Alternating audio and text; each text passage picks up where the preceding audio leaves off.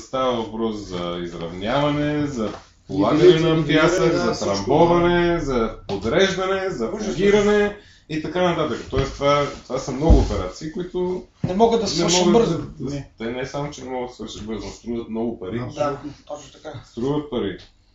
И третия вариант е, както ти беше казала една служителка на високо ниво, приключвате с бизнеса. Прекратяваме, да прекратиме дейността. С усмивка. Най-лесно така. Оператори, прекратете дейността си. Това ви е решението. Нямате пари, ясно е, че малките нямате пари да си купаете. Прекратете дейността си. Това е най-лесно. Пътя, вашите клиенти не се притеснявайте. БТК е с отворени обяти и ви чака. Не само БТК, има и други оператори, които ви чакат с удоволствие. Говорим за такива хубави големи оператори. Добре. Да кажем, мобилните всички предлагат интернет. Да, те вече навлязаха, те се показаха. Те също могат лесно. Не знам, странно е как може една държава да признава. Тоест идеята е просто целият бизнес да отиде отново в ръцете на... Това то дали ще един, дали са двама. Да, общо, ето няма значение.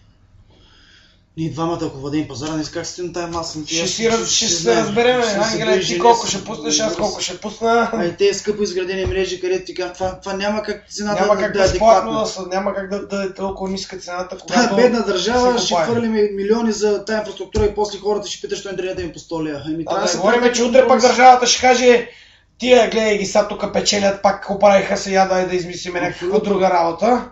Кабелите вече не трябва да са кабели, трябва да са безжично. Трябва да има постоянен и ще ни стрежат. Пак, до кога това ще се повтаря в тази държава с всеки един бизнес? До кога ще се продължава това? Ние сме срещу насилствените мерки, това е. Не може да се решава така, когато няма дебат. Едностранно не може да ми кажете, че има дебат, когато вие слушате само убийстите си. Какъв дебат е това? Хората трябва да се скажат цени и правителството да ги слуша и да ги намести нещата като хората. Защото хората винаги са били фактор. Много добре го казахме. Иска да се санира. Никой не сме издудили с пушка да остави кабелите на стената. Когато хората се санират, казват, ние не искаме тук върху тази санировка кабели. Говоря и оператора разрешава сам проблема си. Не държавата да дойде тук с пръчката и като някоя учителка от не знам си кога си да го бие през ръцете, че не е свършил това, което трябва. Или какво? Да го вкарва в затвора ли искате? Какво? Искате да ни вкарате всички в затвора? Искате да ни правите всички престъпници? Искате да ни глобявате постоянно, да ни свърлите на улицата, да ходиме да просиме или какво искат управляващите? Аз това не мога да разбера. Добре. Ясно е, смисъл. Ясно е за какво става въпрос. Да кажем за тази наредба 17, според нея, в момента, ако трябва да се положат кабели в изградена мрежа, трябва да се иска разрешение за строеж или това ли? Да. Значи ние сега, за да включиме, вие утре се обаждате и казвате, искаме да се включиме. Сега вие казвате, аз искам да се включа към вашата мрежа, колко може бързо да стане. И аз ви казвам, до 6 месеца сте готов, само да се разбереме часа и датата. Вие казвате часа и датата, избираме, виждаме точно какъв ще е маршрута, отиваме при архитект, който ни начертава проекта, как ще дойде до вас кабела след 6 месеца. Този проект го взимаме, отиваме, внасяме го в БТК, внасяме го в ДНЗК, при главния архитект го внасяме, отиваме в общината, внасяме този проект, плащаме по 50 лева на метър, за да може да прекопаем от тази шахта до вашата кооперация. Капаро. Преди това си вадиш разрешение за строеж. Да, точно така. Малки подробности. И след 6 месеца, вие докато сте чакани, ние идваме, звъниме ни ви на вратата, казваме, вие ли бяхте това, ето 6,5 след 6-тия месец сме? И вие казвате, да, аз вече загубих 4 работни места, защото чаках да ми пуснат интернет, нали, но понеже 6 месеца чаках, не можах да си намеря работа 6 месеца и вече съм на улицата и не работя там. И какво да направим? Кажете ни ние как да го направим? Вие къде живееме, просто кажете. Защото ден сега ще кажат, не дадете инфраструктура, да сте до всеки клиент. Те мобилните оператори ще кажат, ние мога веднага да ви включиме, пускате си една SIM карта, пускаме ви едно wireless модемче, включвате се веднага, цъкате едни дебели парички и ще видите как ще стане бързо. И тогава, когато почнат да ви взимат много пари, на всички хора ни взимат много пари, защото ние няма сме оператори, нищо няма да сме. Ние ще ползваме интернет. Ние ще сме си просто обикновени хора, които и ние ще искаме ползваме интернет. И на всички като ни кажат, че трябва да ни взимат по 50-100 лева за интернет, който ще църка една снимчица, ще излиза, нали, ще ходим да си пием кафето, да се връщаме както беше някога, нали, тогава вече ще кажем, бати, какво загубихме? Какво стана? Какво стана? Какво стана? Стана това, което ние си направихме. В крайна сметка трябва да знаем, че ние си го правим. Това, че управляващите си прекарват законите, няма нищо общо с това, че ние сме виновни за това, че те си ги прекарват. Защото те, за да ги прекарат, някой им е разрешил. Някой ги е сложил на това място и им е разрешил да си ги прекарат. Нали така? И ти си като си гласувал, си им дава тия правомощия. Аз не разбирам. Не, даването на правомощия не завършва само не завършва, то това е лошото. Тоест, гражданското... Това е лошото в тази държава, че нещата приключват с това, не трябва да е така. Гражданското задължение на един човек не приключва само в това да отиде да гласува или да не отиде да гласува. Да. Той след това трябва да показва гражданската си позиция и да търси гражданските си права.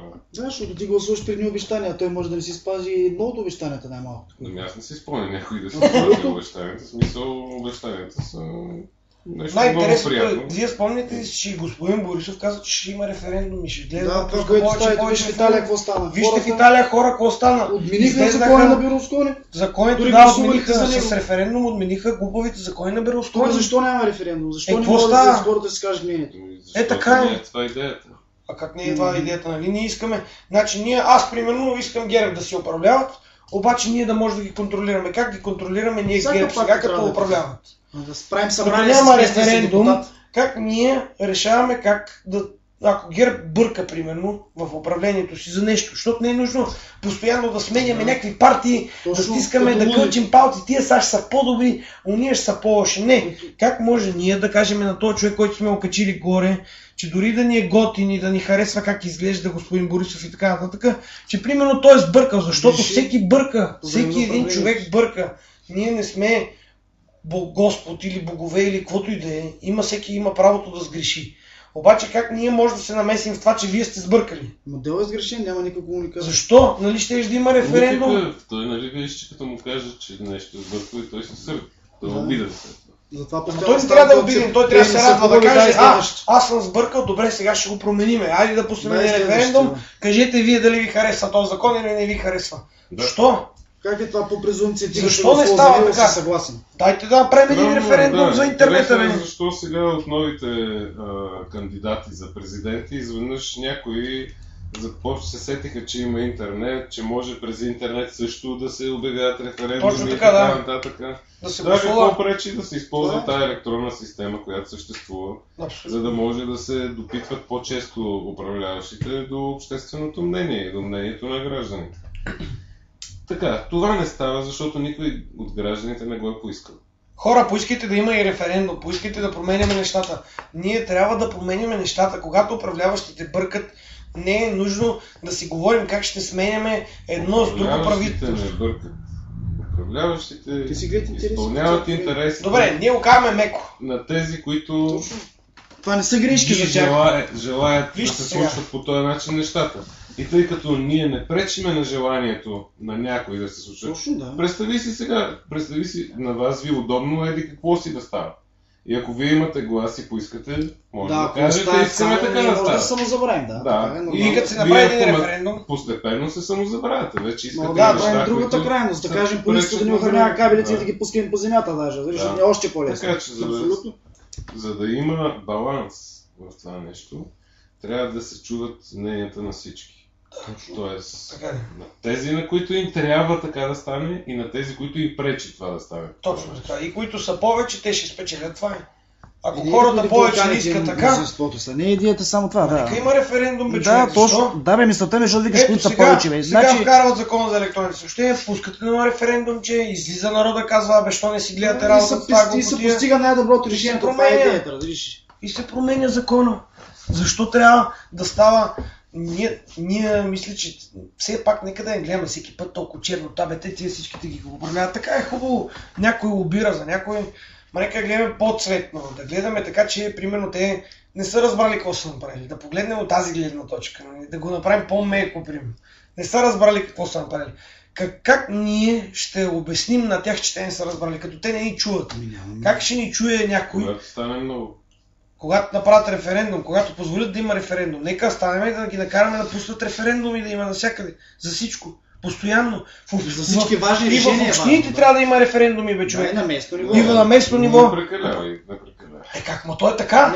Не може хората си взимат работа. Те си става въпрос за най-важните решения. Става въпрос решения. за сериозните решения, за сериозните неща. Това е пробвам веднъж това нещо. Дори и за АЕЦ Белене. Също трябва да се питаме. защо да? Крайна сметка, ние сме те, които ще го платим това нещо. Ние сме те, които ще го плащаме с години напред. Така, ние магистралите също ние плащаме. Защо ние сме безгласни букви в цялото това? То си има големи браншови референдуми, то не става всичко. Има си начини. Те ще се появят, ще дебатират пред нас, ще кажат кое е според тях е положителното, кое е отрицателното и ще даде възможност на народа да реши. Защото тея пари ще ги плаща народа. Няма да ги плаща онзи, дето каза аз платих за това, аз извадих за онова, а ще ги плащаме всички ние. Хората вие, децата ви, нашите деца и техните деца също ще ги плащат. Ще продължат да плащат и техните деца. И това означава, че няма да се оправи живота на поколение напреди. Няма да се оправи така, ако хората не помислят върху това. Защото в момента никой не мисли за нататъка. Помислете за вашите деца, бе, хора. Помислете за тяхните деца, помислете даже, не само за вашите. Ами за тяхните деца, на вашите деца. Ами за тяхните деца. Тези всичките хора ще продължат да плащат и да се занимават с тази глупост, която се случва. Това е европейска държава сме. Искам да питам как може да сме европейска държава, когато ООН вкарва директива и ние заставаме срещу нея. Каква европейска държава сме? Ало, къде сте, бе, хора? Какви европейци сте вие, които ни управлявате? Нали всички обясняват колко са европейци? Какво е европейското? Потъпкват ни човешките права. Да, това е точно фактора. При положение, че сме ратифицирали това за човешките права, не може ние следващия момент да се изправим срещу човешките права. Това е неправилно, това е просто не неправилно. То е нечовешко. Това е погазване на абсолютно всяко едно човешко право във всеки един аспект. Аз така мисля. Добре, да се насочваме към приключване. Да. Отново призовавам всички, които ни гледат или които по-късно ще ни гледат, да прочетат исканията в петицията, ако са съгласни с тях, ако разбират важността, да се подпишат, да я предложат и на свои приятели, близки, да я прочетат, за да може да се съберат повече подписи. Колкото повече подписи има, толкова повече внимание ще бъде обърнато внимание на тази петиция в парламента. Колкото по-бързо го направим, толкова по-добре, защото трябва все пак тази петиция трябва да влезе преди второто четене на закона, защото след това тя ще е безмислена. И да кажем, да завършим така. Интернет остава единствения оазис на демокрацията, единственото място, където всеки може да каже каквото желае. Нито вестниците са тези, които бяха някога изразяващи демокрацията, нито телевизиите, нито нищо. Единственият източник на ясна информация и на свободна информация е интернет. Да не позволяваме да слагат ръка и на него. Сега започват с монополите, след това ще започват с филтриранията, с преследванията и така нататък. Нека оставим тази територия, поне тя да бъде територията на демокрацията. Да. Само на база на това, което искам да кажа, на това, което ти каза за картинката, как ще бъде. Сега в момента как я звъниш, включването става след 2 часа и можеш да си пуснеш интернет за 5 лева. Ако искат хората да живеят по този начин, наистина утре да не се обадят след 2 часа да имат интернет и то на цена, която е напълно достъпна за тях. В смисъл да си представя двете картинки, едната и друга, която ти каза и сега ще. Ами аз и това, което искам да кажа ще се опитам някак си да го кажа, не знам, просто толкова неща искам да кажа едновременно, на времето е малко.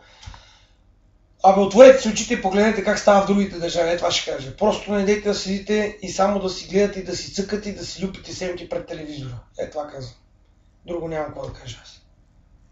Ето, пред компютъра не люпат семки. Виждате, лека вечер.